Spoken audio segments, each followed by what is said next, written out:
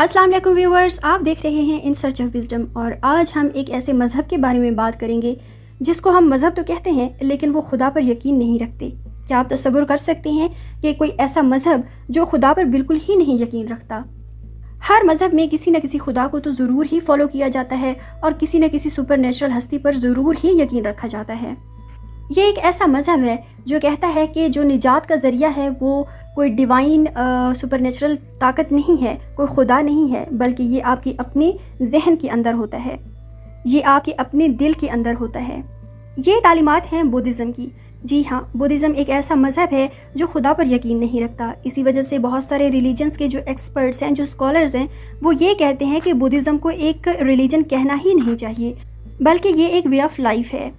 Buddhism को follow करने वाले लोग खुदा पर यकीन क्यों नहीं करते, इसी वजह को आज की अपनी वीडियो में हम डिस्कस करेंगे। वीडियो को स्टार्ट करने से पहले यहाँ पर मैं एक बात कहती चलूँ कि ये वीडियो या मज़हब पे बनने वाली इस चैनल पे कोई भी वीडियो किसी को डिसरिस्पेक्ट करने के लिए नहीं बनाई जाती, बल्कि डिफरेंट पर्सपेक्टिव्स को डिस्कस किया जाता है और आप मज़ाहिब को या फ़िलासफ़ीज़ को या डिफरेंट आइडियोलॉजीज़ को कैसे देखते हैं, इन चीज़ों को एड्रेस किया जाता है।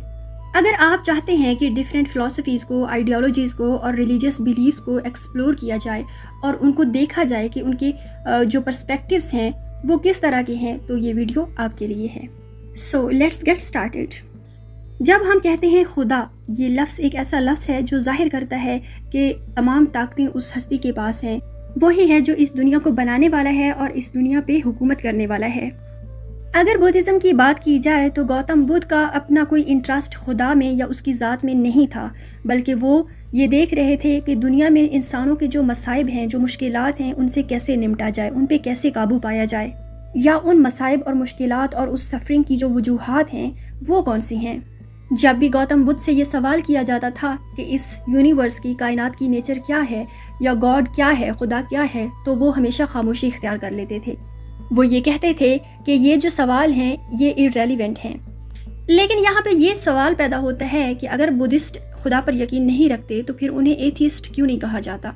वो इसलिए नहीं कहा जाता क्योंकि बहुत सारे जो बुद्धिस्ट्स हैं वो सुपर नेचुरल ताकत पे तो यकीन नहीं रखते, लेकिन बहुत सारी डेटीज़ या ऐसी ताकतों पर यकीन रखते हैं जो कि बुद्धा के पाथ पर चलते हुए उन्हें हासिल होती हैं।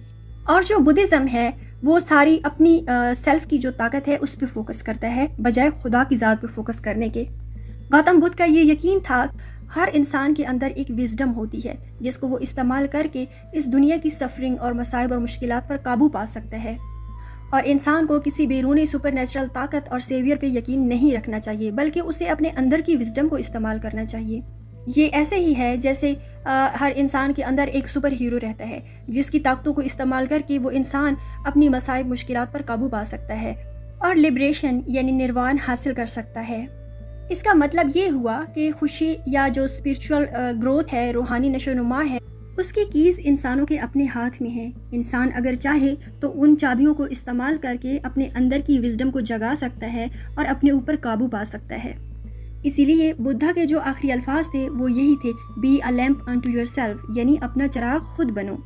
दूसरे लफ्ज़ों में अपनी हिकमत पर या अपनी विजडम पर ट्रस्ट करो, एतमाद करो और हर चीज़ को क्वेश्चन करो, हर चीज़ को शक की नज़र से देखो और अंधों की तरह किसी भी लीडर को या किसी भी बिलीफ को फॉलो ना करो। लेकिन हिंदुइज़्म की तरह बुद्धिज़्म जो है वो दोबारा जन्म लेने पर और कार्मा पर भी यकीन रखते हैं।